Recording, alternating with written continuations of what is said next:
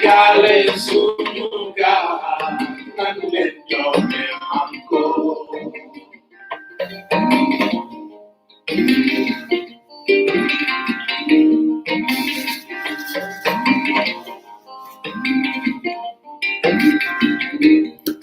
Sénégalais sunu gaal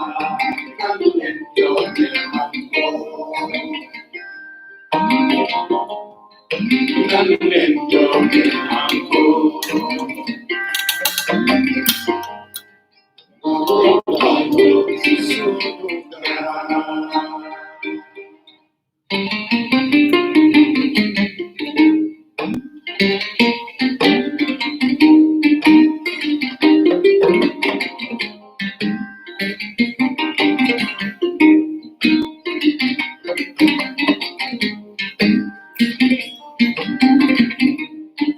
Sénégalais sunu gaal nan leen joxe manko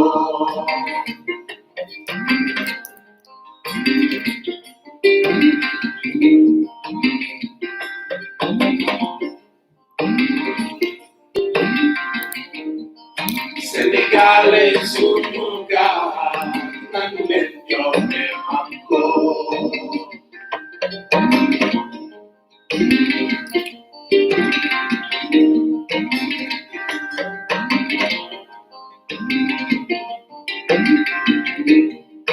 Sénégalais sunu gaal nan leen joxe manko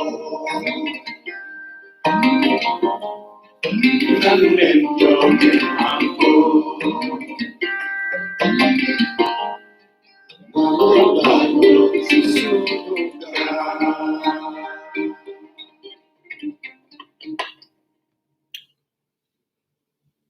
jërë ngeen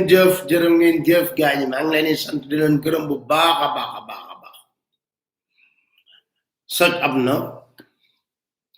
wéradi am na waaye nag réew mi jaral nañu lu ëpp loolu kon salaam cat ba cat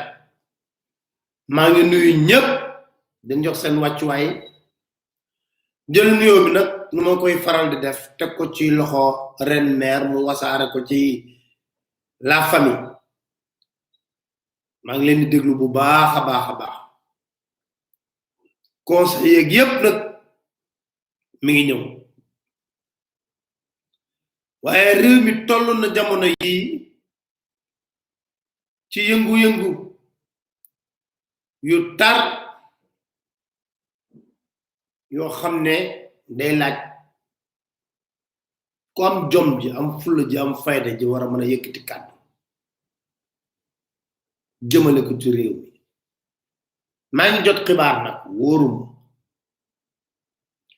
ne dañoo censuré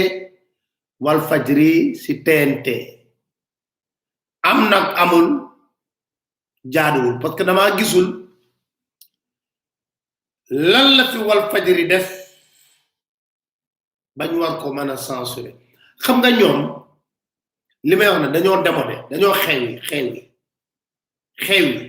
périmé dañoo périmé torop parce que tey jii nit ñi télévision bu demee di couvrir marche 15 heures bu ko deful direct dina jël marche bi ñu yóbbu ko nettoyer ko ba pare nag doogo ka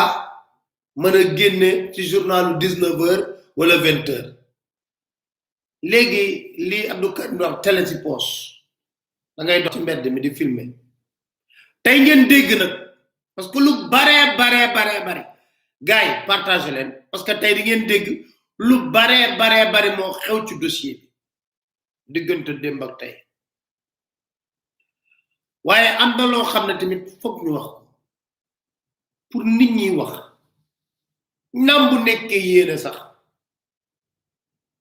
nam bu nekkee yéene bëggal ñu jàmm nañ ñuy déglu tamit c'est important li ñuy wax may dànkaafu homme politique yi gis ngeen dem leen ci Dakar Matin ci chaîne YouTube bi wala ci site bi di ngeen gis nervi yi nga xam ne moom lañ leen wax démb ñépp gis ko ñu yor seeni yat duñ policier ministre bi leen recruter démb ci guddi am na ay xibaar yu ma ci jot wal fajari ak Sen TV laa dégg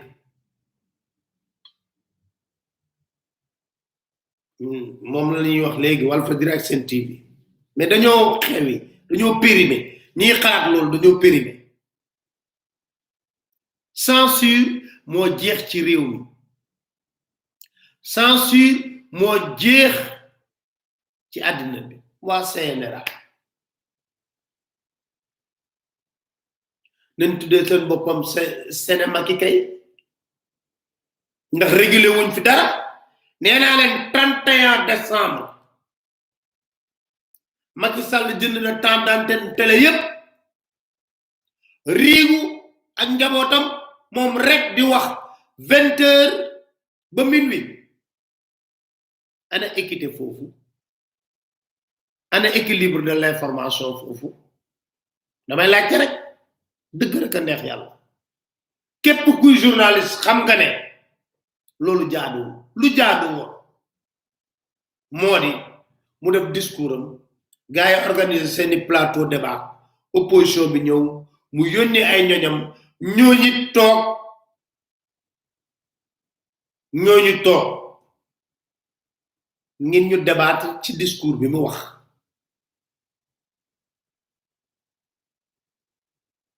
looloo jaar waaye ba mu koy def ci lim ci jublu woon mooy fexe ba opposition bi dina am fenn fu ñu waxee wax naa ko démb kañ nga gëj a gis nit opposition RTS lu tax général junniwul mise en demeure RTS neen télévision nationale la alalu askan bi moo ko yor yeneen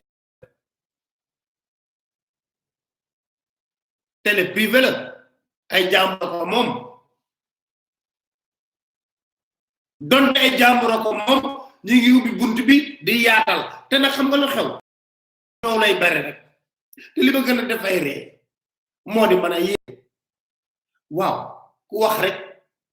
le président nee na wooy c'est une affaire privée waa affaire privée bu leen jaral yéen ngeen jël chaîne de télévision yëpp ak rajo yëpp dimanche bi passe mais nous revenons ratatatat ci affaire privée bu concerné Ousmane Sonko Adji Sarr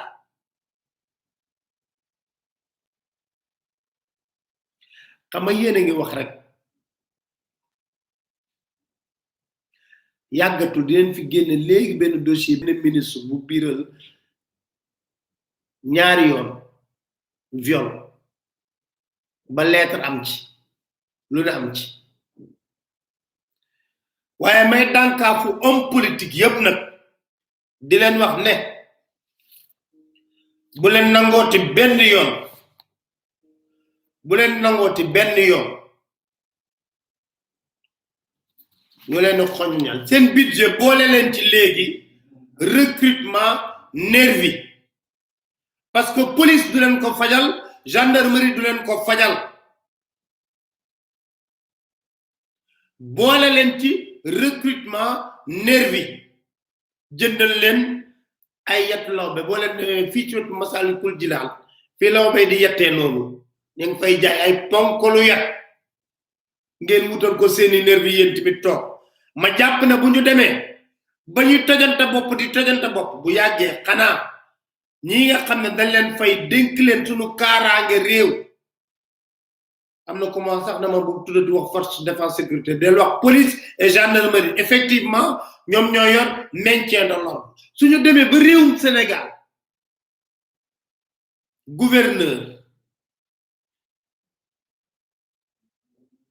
di réquisitionner armée maintien de l'ordre police ak gendarmerie lañ ko xamee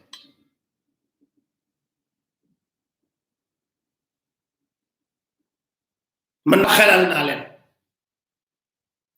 parce que ñi yoron ay yet police defuñu len dara bo bamé ba légui waaw xibaar bu bees dikkati na lépp ci dossier mbir Ousmane Sonko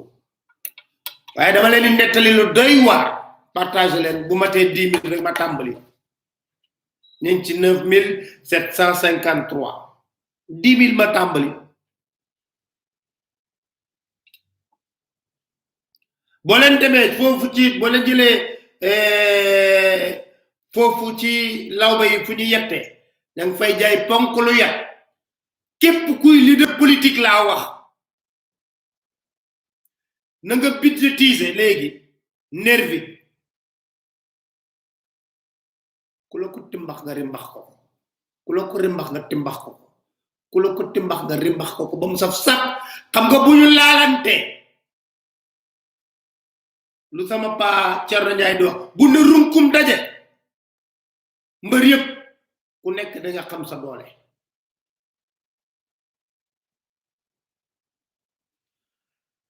damay ñëw ci dossier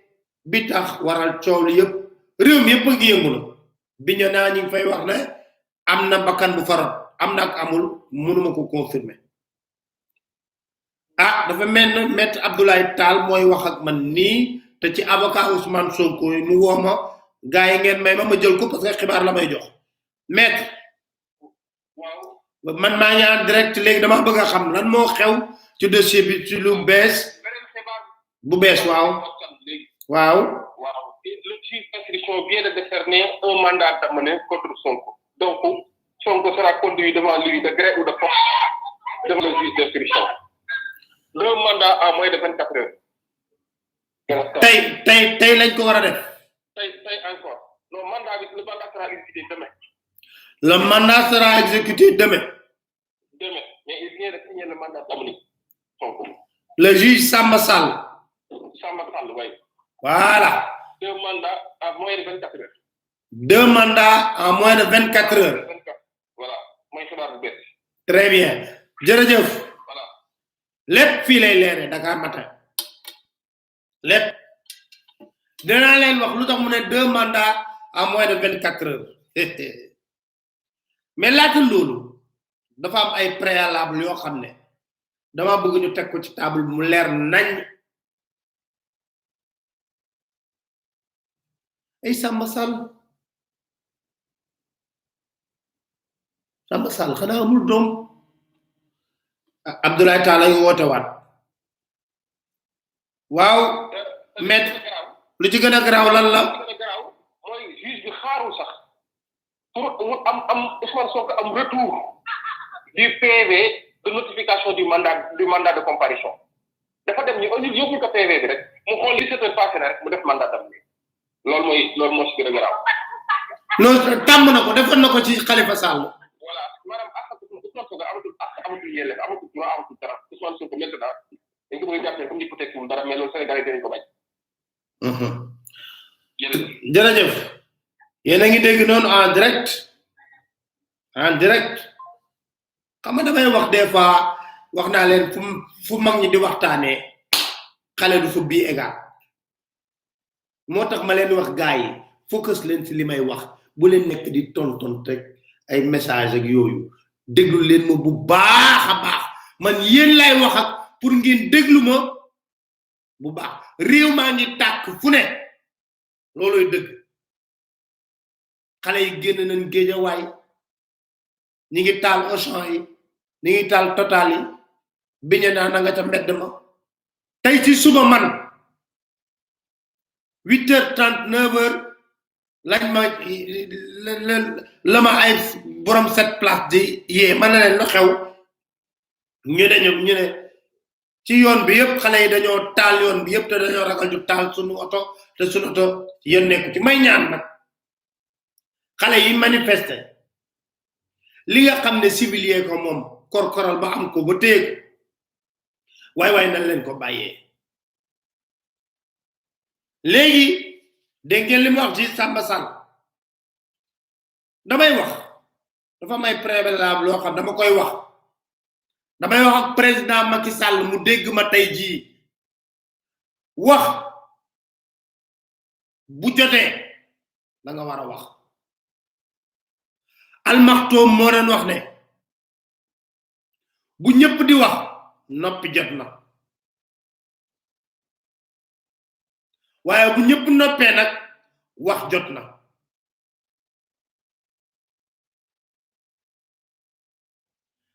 damay gis ñu bëree bëri ñu ne ñun dañuy noppi ci dossier Ousmane Sonko bi parce que nous laissons la justice faire son travail, ayons confiance à nos institutions. Fumisterie la mané ñi taxaw di wax lolu nangul nañ leen ko mais fumisterie la comme ñom dañoo japp ne sen position moy nañ bayyi justice def liggéeyam nañ am confiance ci institution yi sen droit le plus absolu la ñu nangul leen ko waye ñun ci suñu gis-gis fumisterie la am nañ liberté totale na pataaral am nañ ci droit c'est leur droit waye ñun ñu xool jàngat ba gis ne fi nekk nii ni ngi nappaaje la république est à terre gas na ba mu xóot bëgg koo suul ñun loolu lañu jàngat gis ko am ci ay preuve yu wér ngalawaay nañ ñu bàyyi ñun ñu wax bu ne la république est à terre gas nañ ba mu xóot bëgg koo suul fan lañ ko teg tey kan moo ma mën a waatal na assemblée nationale mi ngi def liggéeyam kan moo ma mën a waatal na assemblée nationale ni mu lever immunité parlementaire député yépp violé wul ay loi am kan moo ma ko mën a waatal te institution la wala du institution ñett institution la ñuy wax le pouvoir exécutif législatif judiciaire muy benn ñëpp tegandoo ci suñu bët kan moo ma mën a waatal ne la justice sénégalaise est indépendante kan kenn sañ ko fee waat kenn sañ ko fee waat ku ko fi waat naa fekk nga parce que dama lay défier défi micro-trottoir sur 100 personnes les 80 constatent que la justice est instrumentalisée malheureusement pour des règlements de compte politiques.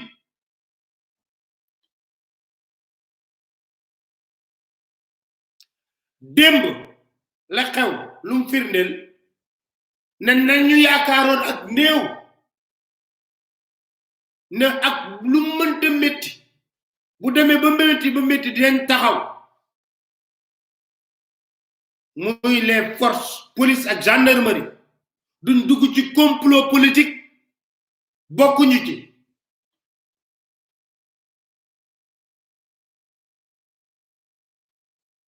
kuma mën a waatal na fi nekk nii ne dañoo neutre ndax démb ñoom ñoo jot instruction bloqué cortège Ousmane Sonko bu demoon doon wuy ji te buñ demee ba ci kanam dina leen wax lu tax ñu bloqué ko parce que nee naa leen fii balaa ñoo tëdd ñun xibaar yi yépp am na ay gor yoo xam ne ñi ngi ci biir système bi dañ koy génne wax ñu ko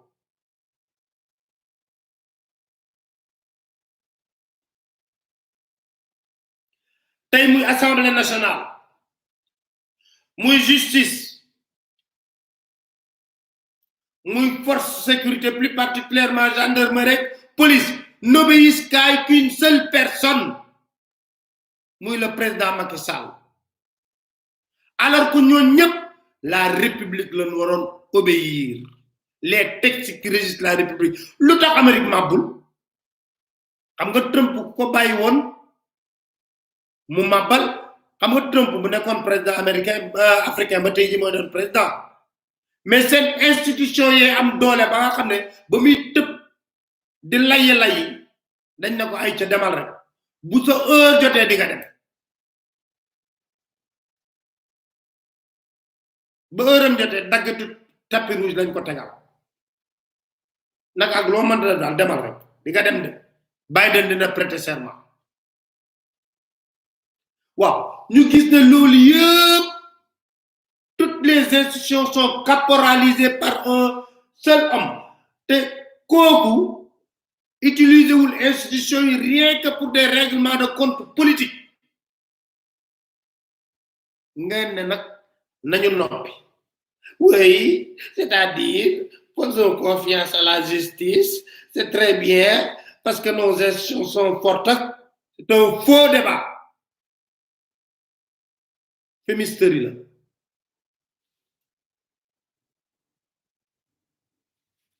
te saa bu ñu yeewoo ku ñu tànn ñun jox ko lépp defal tuñ ko dara gore ba gore jeex jox ko lépp mu ñuy wan ne faalewuma leen weguma leen respecté wu leen preuve laa leen ci jox ñun ñoo dajale suñu xaalis mairie di jaay gerte caaf di jënd lu ne dajale ko ba mu mat sotti ko trésor vaccin yi mu ne da ko jënd Chine nee na daf ñu ko may mu ne yaay ñoom da ko jënd ko toog di wax ne non ba leen ko bëggul ma jël ko maye ko mel ni alalam lay maye mel ni lu mu jëndal boppam lay maye damay introduire dama bëgg ngeen déglu ma bu baax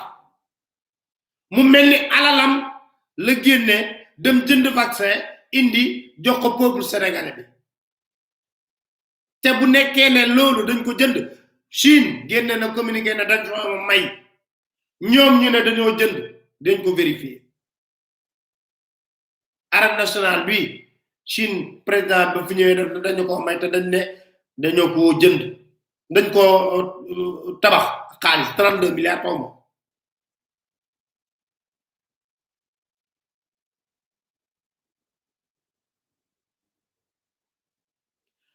ki ñu jox suñu lépp ne yaay suñu njiitu réew mu taxaw xool sénégalais ba mu neex leen ne leen bon écoutez vaccin yi coow li bëri na ci ku ci bëggul ma jël ko maye ko yow mat la woo di booti gàmb 200,000 vaccins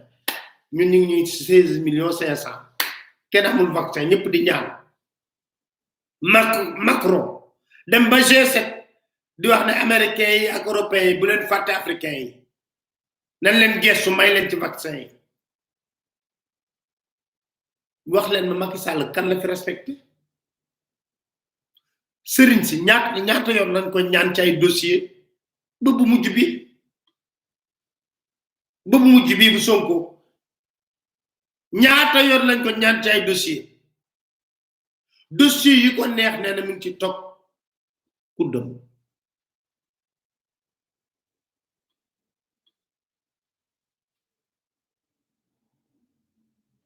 ban segment de la nation la Macky Sall respecté du assemblée nationale justice moom day woo magistrat ne li ma bëgg ngeen def mënoon ngeen ma ko defal am déet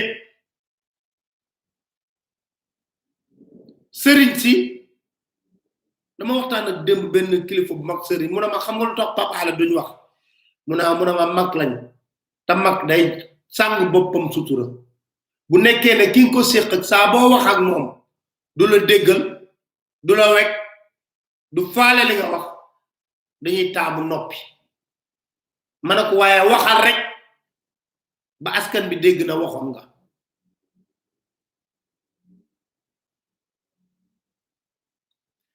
beneen mbir mi ban ci combat politique le président Macky Sall def de manière loyale ak morale ak scrupule contre ses adversaires wala Sénégal gii ñuy wax noppi leen Macky Sall rek moo fiy sol tubéy damay laajte wala Sénégal gi moom rek moo fiy sol tubéy ba kenn sañ ko war woo ko wax non monsieur le président nous pensons que pour la stabilité de ce pays xam nga lan lay wax Ouais, prenez-le, mettez-le en prison, c'est 3 jours, dëkk bi tàkk mu jeex et c'est fini. Ba pare rek bu toogee Mermoz ñu wër ko di ko wax na ko président ñi laa yàpp yow war leen seen bopp parce que yaay président de la République du Sénégal ratatatata non njiit da ngay jéggale di jéddale di fërëtal looloy njiit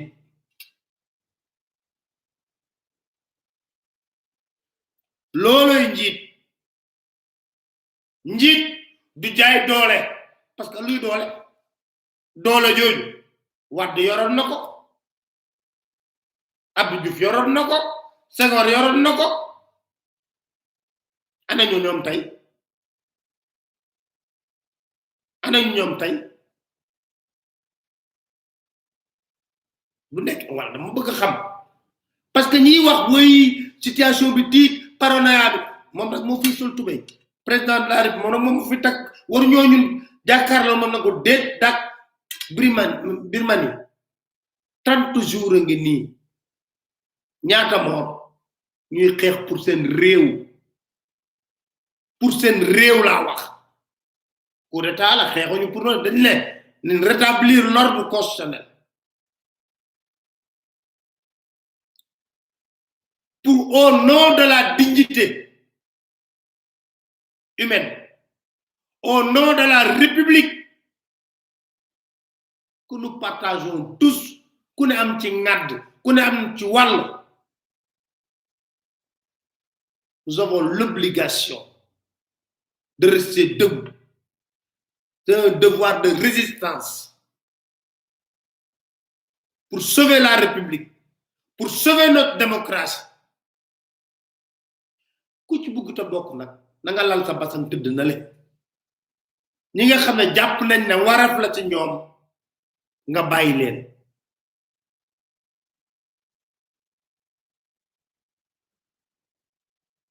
lan lañ ñu fi waxul maa ngi ñëw ci dossier Ousmane Sonko de révélation yu garaaw mais dama leen bëgg a wax ne leen xam nga mbir day xew lan lañ ñu fi waxutoon xëy ñu fii ba ñuy topp Karim Wade ne 654 milliards la Karim Wade sàcc ana mu tey ana 654 milliards yi dara lu ci dëgg jël CREI yi ba léegi CREI yi ñu ngi koy wutal budget jël Armada mas naa invité benn avocat sax bugguma tudd tur mu ne buñ ko joxoon avion tout de suite il ramène les milliards day soxla nañ milliards yi mun amoon milliards yooyu dem jënd vaccin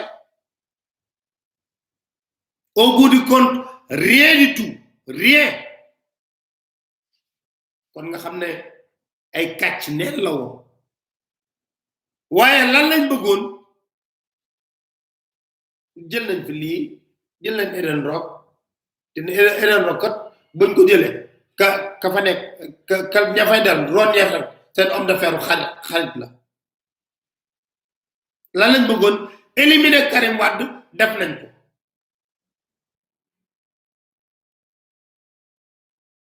ñu xëy suba teel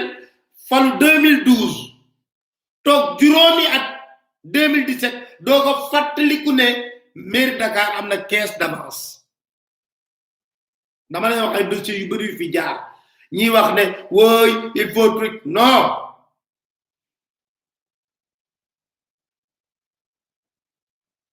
dañu wax dama leen wax benn la te lii yëpp di xew même nit ñi bokk ci scénario bi ñoo ko def nga toog juróomi at ñu fal la 2012 Khalifa Sall 2009 la nekk maire nekkat maire 2014 ñëw ñu fal la 2012 2013 2014 2015 2016 2017 nga doog a fàttali na caisse d'avance am na mairie de Dakar pour lan xaarama porox ndoll ci éliminer Khalifa Sall parce que wóorul mu jàppale ba parti Khalifa Sall jàppale Macky Sall ci élimination boobu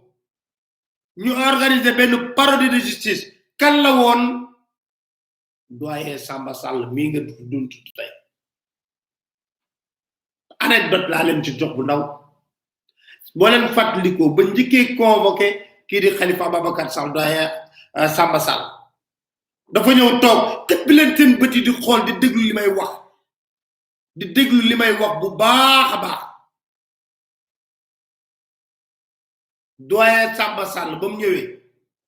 ñaari classeur la teg benn bu verte defe naa ak benn bu orange xam bu duggee ci doyen bi dañuy plaider avocat yi foofu pour ñu bañ a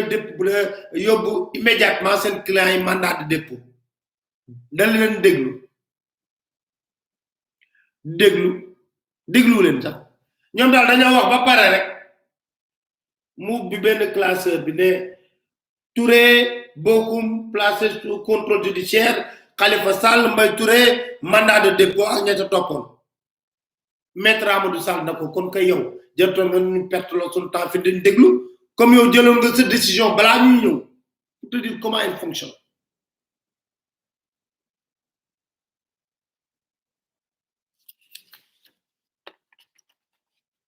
ñu éliminer ko Karim Wade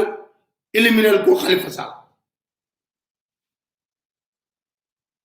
mu def système parrainage am éliminer ñu def lijjantee élection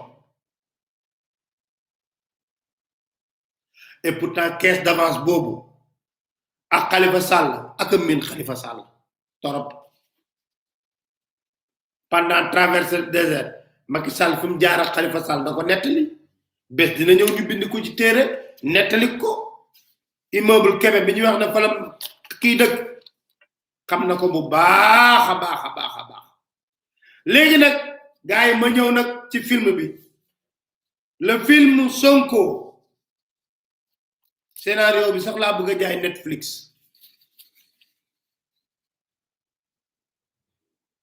le film Sonko dafa am lu bare lu xew démb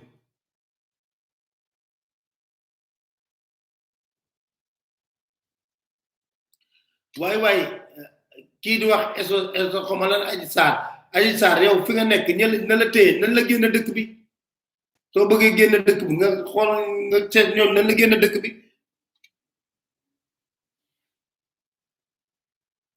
Mamadou Seck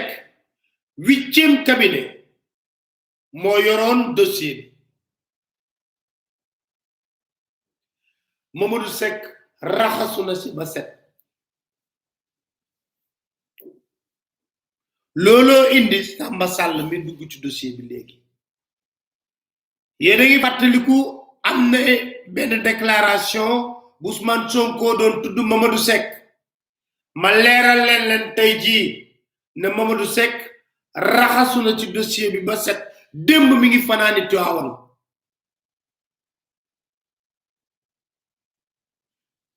démb Tiwaawan la fanaani moom Mamadou Seck nu koy jaale waajuram bu góor bu wàññeeku semaine yële passé ndax ba mu yoree dossier bi dafa xam ne dossier bi dara newu ci c'est cousu de fil blanc mu ne dara nekkul ci dossier bi coow li bari lool démb heure bi nga xam ne moom mi ngi daan xaar kii di Ousmane Sonko xam nga démb lañ convoqué Ousmane Sonko waaye du moom rek lañ convoqué woon Ndeye Khady Ndiaye patronu salon bi dañ ko convoqué woon moom it moom demam amutoon problème Ndeye Khady Ndiaye dem tribunal dem 8e cabinet ñu koy déglu Mamadou Seck yër dossier posé ko benn question ne ko Ndeye Khady Ndiaye mu ne naam mu ne ko est-ce que dañoo violé ci sa biir salon mu ne ko déedéet mu ne ko vous pouvez disposer teewut placé na ko sous contrôle judiciaire parce que l'enquête suit son cours Serigne Bassirou Gueye mer parce que Serigne Bassirou Gueye dafa bëggoon ñu placer sous mandat de dépôt kii nga xam ne mooy Ndeye Khady Ndiaye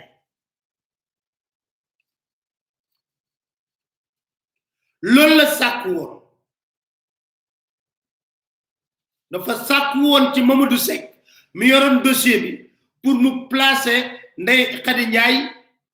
mu placer ko sous mandat de dépôt maanaam mu dugal ko kaso tëj ko fa ràpp damm caabi ji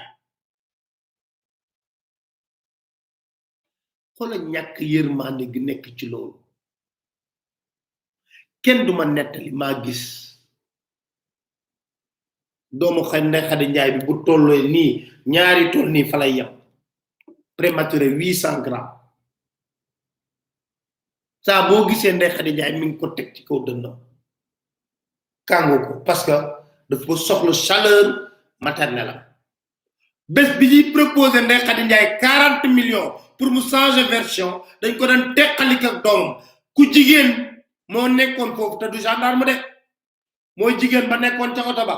mooy jigéen ba ran saaga mooy jigéen ba nekk moo nekk ca gendarmerie taxaw tiim Ndeye Khady Ndiaye di ko saaga ndey yu métti dina nangam tan den def lii yow yaa ñu bëgg a yàqal suñu dil wa ratatatat joxe ay instruction pour ñu teqaliko doom ji Ndeye Khady Ndiaye la nga amu ci doom ji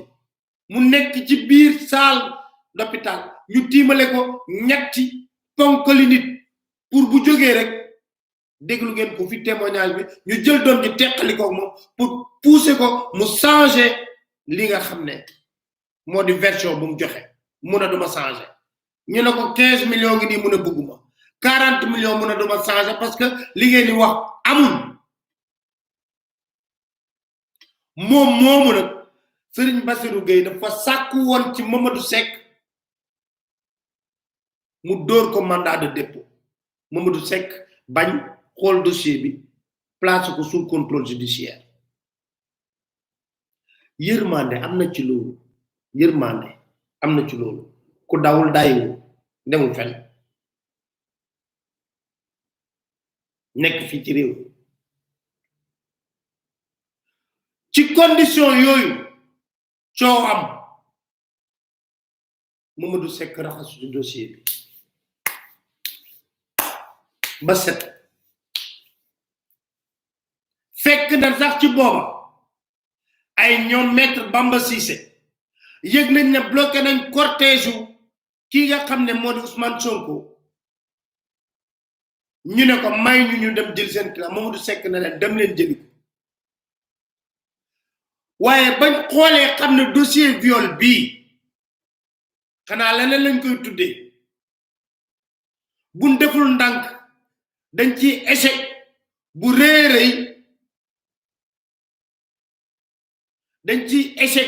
bu réeréy te affaire bi dafa nar a dégonflé wu parce que yaa ngi dégg Adji Sarr mun a dévierger na ma ñaari yoon nan lañu mën a dévierger nit ñaari yoon te laata loolu xale yi génnal ko ne ko amoon nga doom yow dëgg neex yàlla ci loolu nag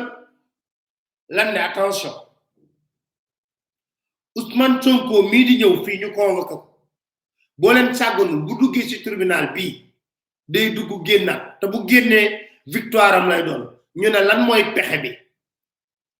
looloo indi ñu bloqué cortège Ousmane Sonko en attendant les instructions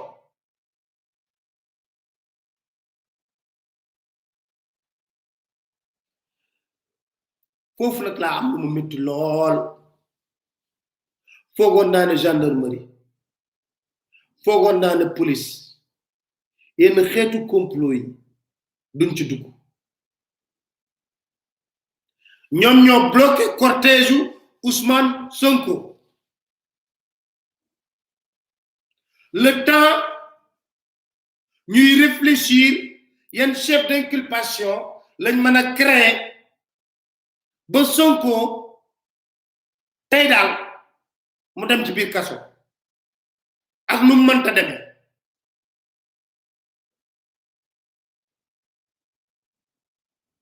ñu bloqué ba foofu ay avocat am jóge tribunal ñëw Estelle Mermoz di ko jël si procureur ak yooyu joxe ordre waa GIGN ak police na leen d'ailleurs bu Sonko ñëwati tribunal yóbbu leen ko directement section de recherche pour 2 chefs d'inculpation participation à une manifestation non autorisée ak trouble à l'ordre public waaw ku toog ci biir oto sol sa yére bu weex tàll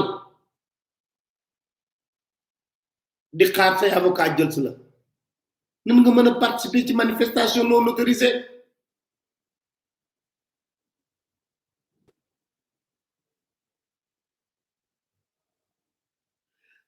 ku wàcc sa oto di dugg sa auto avocat pour dem wuyu tribunal nan nga mën a créer trouble à l'ordre public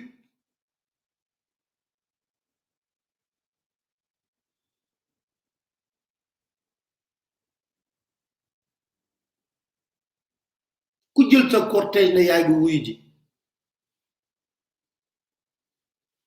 ah gaay dama bëgg rek ñi far ñi contre ñu utiliser yu seen yuur tuuti xalaat ne ëllëg suñ ko defoon sama mag wala ñu def ko sama papa nan laay taxawee na xalaat leen loolu amaana mën ngeen faral Macky amaana mën ngeen contre Sonko mais réfléchissons un tout petit peu pour ñu rafetal ñu xam ne duna ay bàyyi ma bu ñëwee ba ci feu rouge dañuy taxaw xaj bu ñëwee ba ci feu rouge day romb mais parce que dañoo nangu na code la bu ñu nangu ñun ñëpp nañ xalaat loolu xalaat ne Ousmane Sonko dafa am njaboot am papa am yaay am ay sœur waa xool leen yéen bu leen daloon nu muy mel ci yéen liñ bloqué cortège Estelle Mermoz boobu Mamadou Seck raxasu na ci dossier bi léegi nag ñoom ñu ne ban chef d'inculpation la ñuy inventé pour mën a téye Ousmane Sonko GIGN bloqué ba jot instruction yi soo xoolee xool leen vidéo bi baax ba jot instruction yi ba pare ban jotee instruction yi nag lañ doog a jóg ne Sonko suivre Sonko wàcc gis nga ko dugg ci otom oto bu weex bu GIGN bi ñu yóbbu ko garde à vue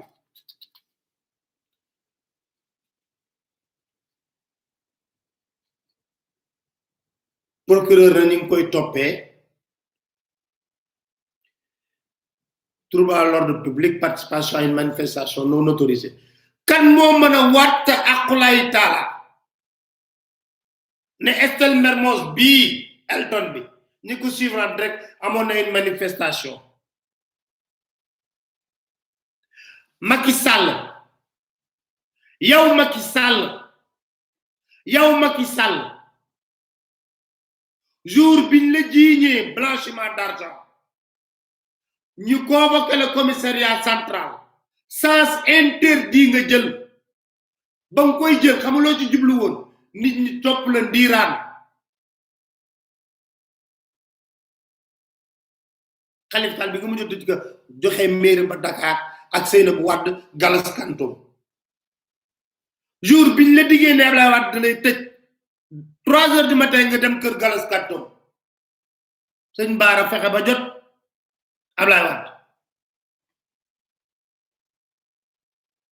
Ablaye Wade ne ko ne waa sëñ Baara ndeysaan ne ko waaye bàyyi xale bi waay bàyyi ko waay bàyyi loolu waay tey ban sëñ moo lay ñaan nga nangu yow sëñ Mountakha bu la ñaane di nga ko may gëwuma ko sëñ Mbaye Sy Mansour moom xam naa ne am na maanu tëj fulak faydam boo xam ne du lay masa ñaan fii la ñu fekk ñu yóbbu Sonko section de recherche dégg naa ñu jël enquête bi jox ko waa gendarmerie de Conk xawma xam nga lu tax parce que ba ñuy def enquête viol bi dañoo bëggoon chargé à fond waaye mbeng nag loo ko waxal nekk na kenn ku maanu kooku def liggéeyam ba mu bind na ko sax ne bëri na ay contradiction lool ci PV yi ci wax yi ñu wax confrontation yi oto bu ñuul ba bi njëkk a ñëw ci guddi gi jël ci Adji Sarr jigéen dawal ko même oto bu ñuul boobu moo dellu si waat jigéen ji nekk ci biir mu indi Adji Sarr te salon ba mu jël ay bagaasam boobu ma nga fekk patronam nekk ca section de recherche balaa ñuy xam dil bi dafay toj wala du toj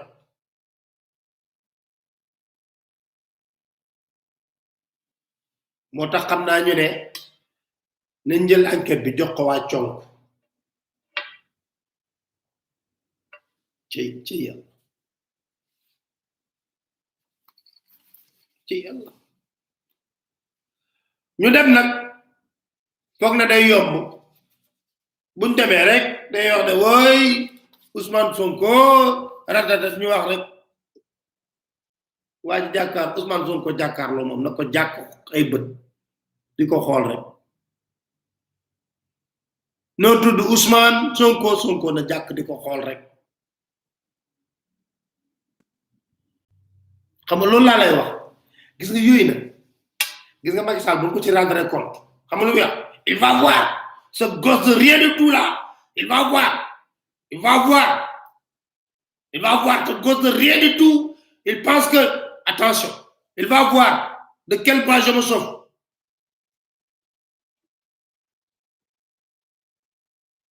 bois bi ñuy chauffé mooy lu dox sa diggante mooy force de l'ordre yi nga am rek GIGN yi nga am armée bi nga yor rek juge yi nga mën a utiliser ñu tëj dong mais bu nekkoon nit ak nit dong bàkku di jàmm Ousmane faalewu leen tourné na avocat yi bu heure julli jotee ngeen wax ma jóg julli ci man ci guddi gi nag ñu ne comme Mamadou Seck mi ñu joxoon dossier 8e cabinet della nee nañu yëlbat dossier bi il faut ñu wut pexe ñu ne Samba daanaka defal gaay Samba Sall doye Samba Sall dem na ko defal ñëpp nañ ko jox looloo indi ñu jox Samba Sall lii nga xam ne moo di dossier bi ñu indi ko léegi premier cabinet jël dossier bi jox ko Samba Sall Samba Sall moo piloteloon Macky Sall dossier Khalifa Ababacar Sall moo ko piloteloon ba mu jekk ne ko président amul benn problème dinaa ko defar ba mu nice dina la tëjal Khalifa Ababacar Sall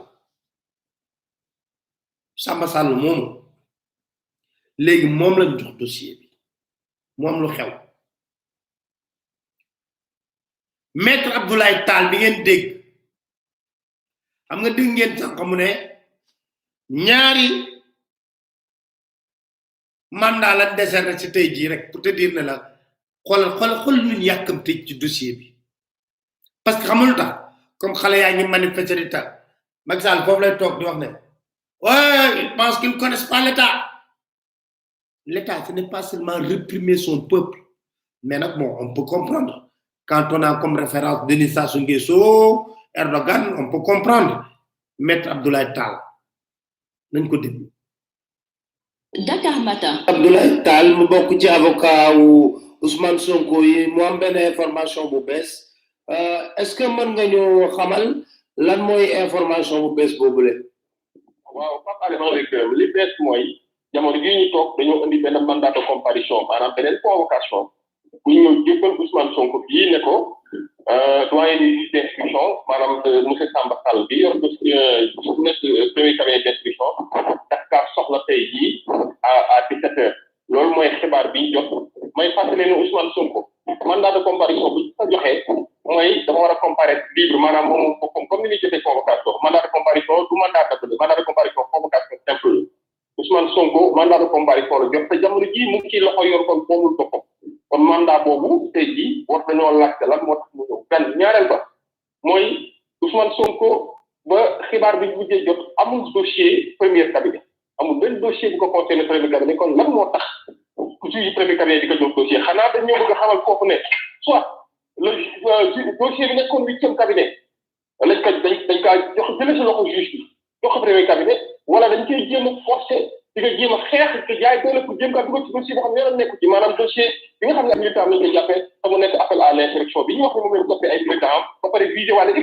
ko jéem a xoxatal je pense que ñaar yooyu ak bu ci mënti am rek gis ngeen ni ay droit am ñu koy commencé violé te loolu c'est scandaleux en tout cas la ñuy wax daal ak papaale mooy xibaar bi ñu jot mooy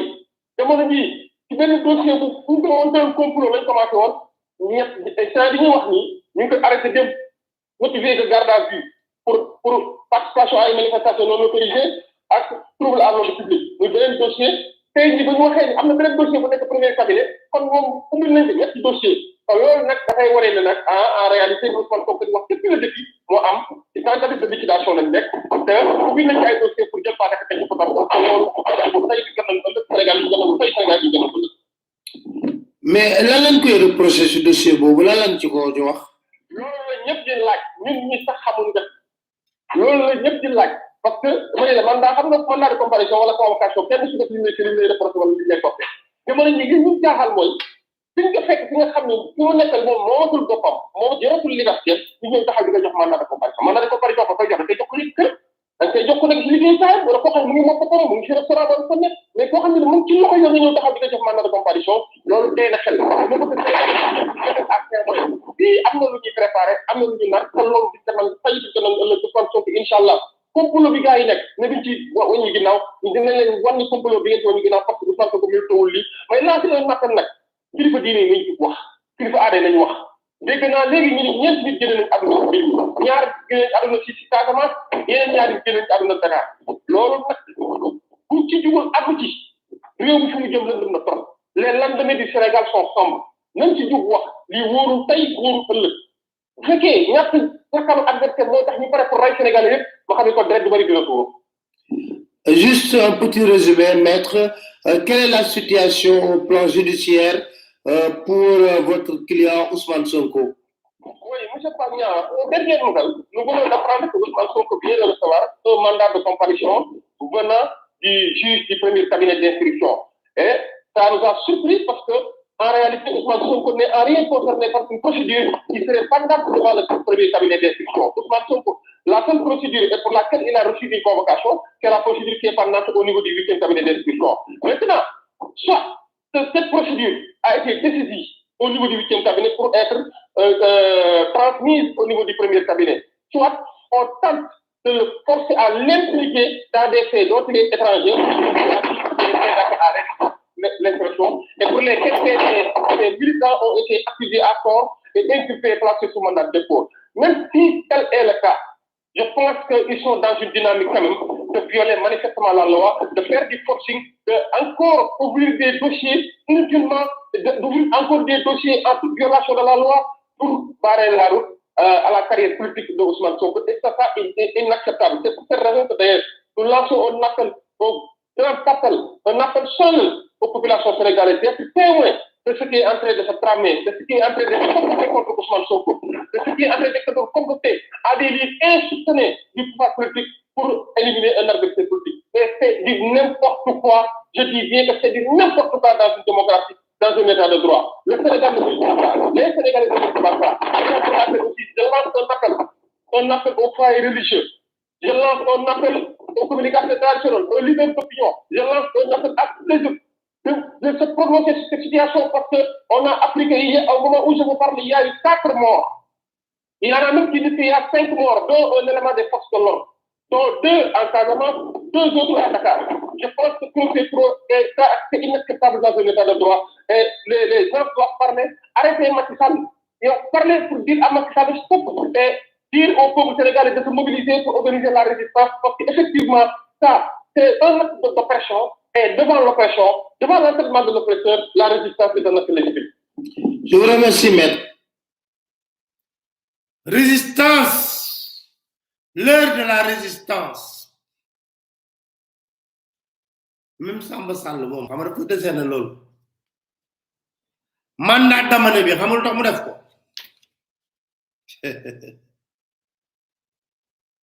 15 heures la ñu benn mandat de comparution comme ni mu ko waxee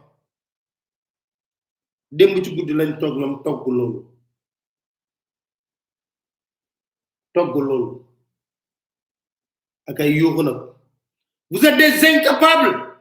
vous ne pouvez pas régler ce problème ñu tey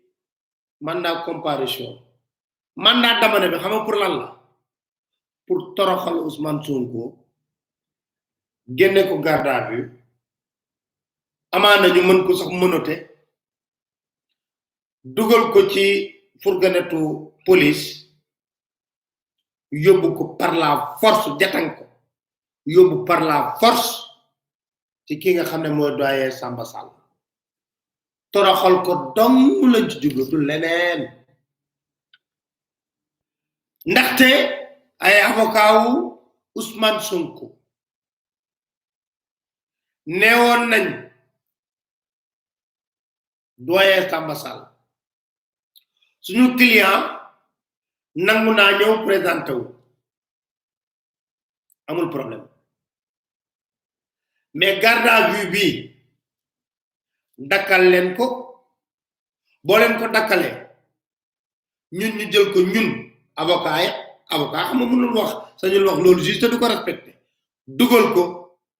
suñu oto indil la ko tribunal gis nga loolu yëpp pour te dire xam nga soxor ak bon soxor iññeñiti soxor ak iññeñiti rek moo leen topp bañ nañ rek Ousmane Sonko ne wàcc na ndànk ci oto Maître Bamba Cissé wala yooyu parce que avocat yi wax nañ ne ko bañu ñu de mais léegi comme garde à vue bi amatul njariñ yow yaa ko bëgg a entendre parce que garde à vue bi amul PV yaa ko bëgg a entendre amul problème arrêté garde à vue bi ñu ñëw dugal ko suñu oto indil la ko tegal la ko mu wax la nga laaj ko mu tontu la mais soxor li nga xam ne moo nekk ñi ngi wax amaana est-ce que ñoom mën nañ fekkee sax suba covid a ngi fi de covid a ngi fii taxaw est-ce que mën nañ fekkee suba sax ñoom ñu am dañuy entendre ku xam wax mu yegg sax yàlla la neex waaye lii almaxtoom waxum nag déglu leen bu baax ci lim waxoon ci ñu soxor Dakar Matin. yàlla ko yonenti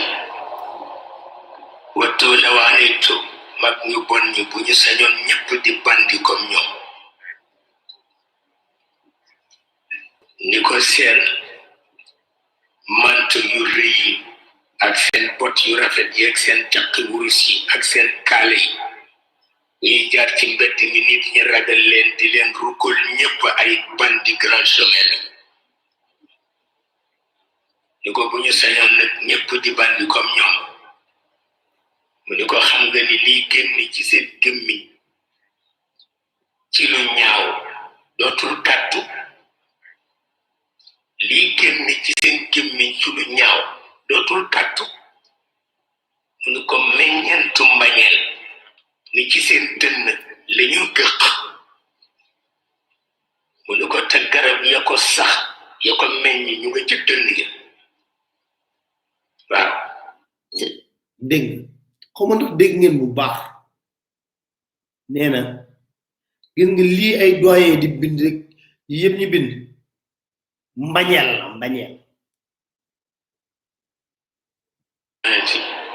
déglu leen baax li wattu la waaneetu mag ñu bon ñi bu ñu sañoon ñëpp di bandi comme ñoom ni ko seen manto yu rëy yi ak seen bot yu rafet yi ak seen caq wurus yi ak seen kaale yi ñuy jaar ci mbedd mi nit ñi ragal leen di leen rukkul ñëpp ay bandi grand chemin la ni ko bu ñu sañoon nag ñëpp di bandi comme ñoom mu ni ko xam nga ni lii génn ci seen gémmiñ ci lu ñaaw dootul kàddu lii génn ci seen gémmiñ ci lu ñaaw dootul kàddu mu ni ko meññentu mbañeel ni ci seen dënn la ñu gëq mu ni ko te garab ya ko sax ya ko meññ ñu nga ca dënn ya waaw Dakar Matin. beneen mbir mi nag dama dégg ay nit di wax ne wooy xale yu Auchan yu ñuy lakk ak Total yeeg yooyu mën a leen may yéen xanaa da ngeen yàpp xale yi duñ laaj lan la ci ay élément français bokkee ci suñuy mbir wala Macky Sall moo woo Macron donc au secours venez il faut mettre vos éléments français dedans là parce que je suis il y a le jeune Sonko là il y a le jeune Sonko oh là là j'ai peur de ces partisans là xanaa loolu la ñoom lu seen yoon démb gis nañ tubaab yi ci biir bi lu seen yoon seen avion sax naaw no de tiim manifestation yi ku leen ci dugal dañoo ci dugal seen bopp xale yi ciblé seeni symbole da ñoom ñoo ci dugal seen bopp yow ay boo xam ne entre sénégalais la xeexu sénégalais la ñun am nañ policier am gendarmerie ah peut-être Macky moo ne woo Macron allô ah oui je crois que il faut que tu demandes à tes éléments là d'intervenir là parce que ça risque de basculer là peut-être bien peut-être parce que moom këram ak miiru armée française ñoo den maanaam ko songoon léegi këram day def comme ni Ouattara defoon rek xam naa am na échelle day tëb dugg ci biir armée française te yàlla xam na ne loolu bu amoon man maay njëkk xatoraay du fi amee parce que démocratie lañ gëm waaye ndeysaan Dakar Matin. xaw ma ñu fi am waaye du justice amul te ma tiit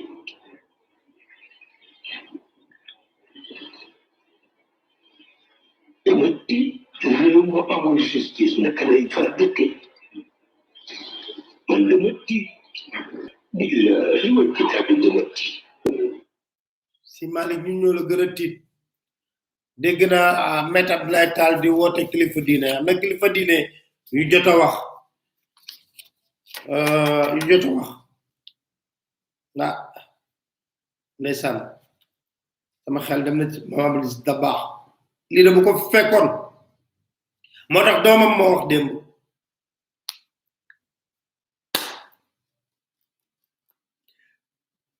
kéwél du tëb doom ja bët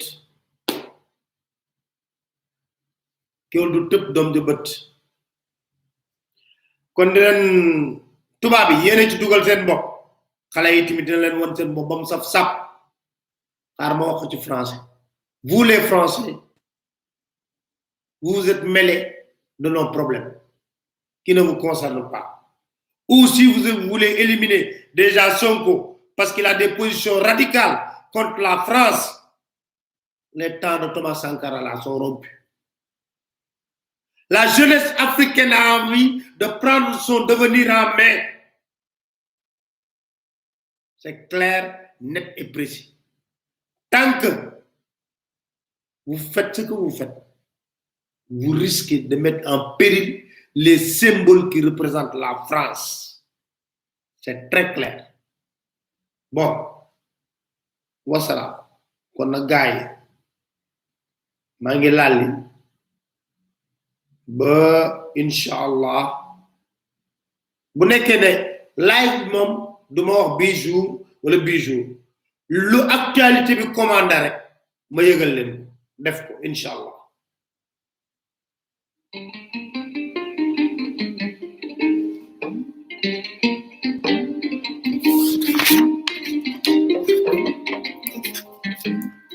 te yéen homme politique yi budgétiser leen nervi dañ ko boole seen budget léegi